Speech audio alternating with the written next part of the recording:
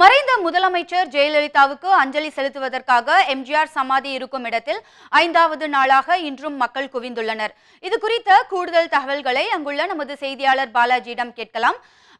பாலாஜி, ஜெயலலிதா அவர்கள் அடக்கம் செய்யப்பட்ட இடத்துல முதலமைச்சர் ஓ பன்னீர்செல்வம் அஞ்சலி செலுத்தியது குறித்து கொஞ்சம் விவரமா சொல்லுங்களேன். வணக்கம் மோனிகா. அதாவது தமிழக முதலமைச்சர் ஜெயலலிதா அவர்கள் அடக்கம் செய்யப்பட்ட அந்த எம்ஜிஆர் சிலைக்கு அருகாமையில் இருக்கக்கூடிய பகுதியில் தொடர்ந்து 5வது நாளாக பொதுமக்கள் கண்ணீர் அஞ்சலி செலுத்தி வருகின்றனர். அது மட்டுமின்றி அதிமுக சார்பில் அந்த கட்சியின் தொண்டர்களும் கட்சியின் உறுப்பினர்களும் பொதுமக்களுக்கு வரக்கூடிய பொதுமக்களுக்கு தண்ணீர் வழங்குவது, உணவு திட்டங்களை வழங்குவது என காலையிலிருந்து இரவு வரை கடந்த 5 நாட்களாகவே செய்து வருகின்றனர். மேலும் மருத்துவ குழுவும் இங்கே இலவச மருத்துவ பரிசோதனையும் செய்யப்பட்டு வருகிறது. அது மட்டுமின்றி முதலமைச்சர் குணமடைய வேண்டும் என்று எண்ணியிருந்த சில தொண்டர்கள் அவர் திடீரென மரணமடைந்த ஒரு காரணத்தினால் அவர்கள் தங்களுடைய முடிகளை இங்கேயே காணிக்கையை மொட்டை எடுத்துக்கொண்டு காணிக்கையாகவும் இங்கேயே செலுத்திவிட்டு கண்ணீருடன் பேட்டியும் காலையிலிருந்து அளித்து வந்து இருக்கிறார்கள். இதற்கிடையே தமிழக முதலமைச்சர் திரு ஓ பன்னீர்செல்வம் அவருடைய தலைமையில் தற்பொழுது தமிழக சட்டமன்ற அமைச்சரவை கூட்டம் வந்து தற்போது தலைமைச் செயலகத்தில் நடைபெற்று வருகிறது. தலைமைச் செயலகம் செல்வதற்கு முன்பாக ஓபிஎஸ் அவர்களுடைய தலைமையில் அனைத்து அமைச்சர்களும் மறைந்த முதலமைச்சர் ஜெயலலிதா அவர்களுடைய அடக்கம் செய்யப்பட்ட இடத்துக்கு வந்து மலர் தூவி மரியாதை செலுத்தி சுமார் 15 நிமிடம் இங்கே மௌன அஞ்சலியாக இருந்தனர்.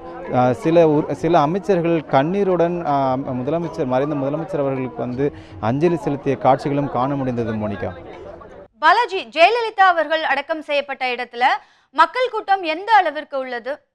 நிச்சயம் மோனிகா, நீங்களே தற்போது பார்க்கலாம். அதாவது காலையிலிருந்து சுமார் 5:30 மணி அளவிலே இங்கே இந்த அடக்கம் செய்யப்பட்ட மறைந்த முதலமைச்சர் ஜெயலலிதா அவர்கள் அடக்கம் செய்யப்பட்டிருக்கிற இந்த இடம் வந்து காலை 5:30 மணி அளவிலே திறக்கப்படுகிறது.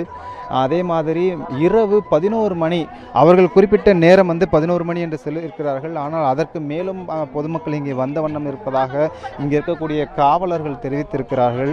காலையிலிருந்தே குடும்பமாகவும் குழந்தைகளுடனும் இங்கே வரக்கூடிய காட்சிகளை காண முடிந்தது. அது மட்டுமின்றி இன்னமும் கூட பார்த்தீர்களானால் பொதுமக்களில் பலர் கண்ணீருடன் முதலமைச்சரின் இந்த அடக்கம் செய்யப்பட்ட இடத்தை பார்த்து வர காட்சிகளையும் நம்மால் காண முடிகிறது. மோனிகா, பாலாஜி, அஞ்சலி செலுத்த பல்வேறு இடங்களில் இருந்து வரும் மக்களுக்கு அந்த இடத்துல என்ன மாதிரியான ஏற்பாடுகள்லாம் செஞ்சுட்டு இருக்காங்க?